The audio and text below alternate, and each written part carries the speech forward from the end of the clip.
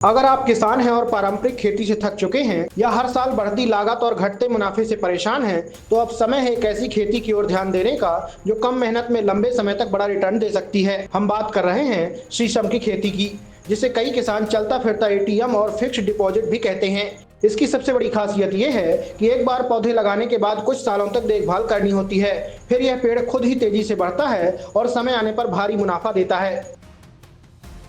दुनिया के कई देशों में इस समय किसानों के लिए खेती करना लगातार महंगा होता जा रहा है। रूस यूक्रेन युद्ध, ईरान संकट, गैस की बढ़ती कीमतें और सप्लाई चेन की दिक्कतों ने खाद्य बाजार को बुरी तरह प्रभावित किया है। खासकर यूरिया जैसी जरूरी खाद की कीमतें कई देशों में तेजी से बढ़ी हैं, लेकिन इन हालातों के बीच भारतीय किसान अब भी करीब 300 रुपए में यूरिया खरीद पा रहे हैं। इसको लेकर दुनिया के तमाम देशों में भारत की जमकर तारीफ हो रही है।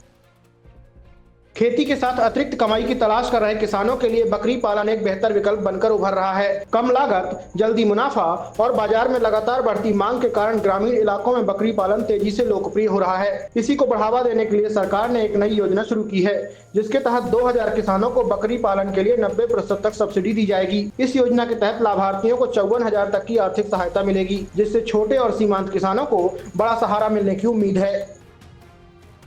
उत्तर प्रदेश में दूध का व्यापार अब एक नई दिशा में अग्रसर है। योगी सरकार ने ग्रामीण महिलाओं को तकनीक से सशक्त बनाने के लिए एक क्रांतिकारी डेयरी मॉडल की शुरुआत की है। दूध की खरीदारी, गुणवत्ता सुनिश्चित करने और भुगतान प्रक्रिया को सरल बनाने के लिए अब मोबाइल ऐप का उपयोग किया जा रहा है, जिससे महिलाओं में खुशी की लहर दौड़ गई है।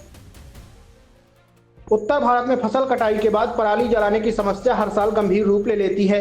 इससे न सिर्फ प्रदूषण बढ़ता है, बल्कि मिट्टी की उर्वरता भी प्रभावित होती है। लेकिन मध्य प्रदेश के इंदौर जिले की रहने वाली श्रीमती पपीता रावत ने किसानों को जागरूक करके पराली जलाने की समस्या को काफी हद तक कम किया है। उन्होंने किसानों को स्ट्री रीपर मशीन से भूसा बनाने के लिए प्रेरित किया, जिसके बाद उनकी इस पहल से 600 बीघा से अधिक के खेतों में पराली नहीं जली।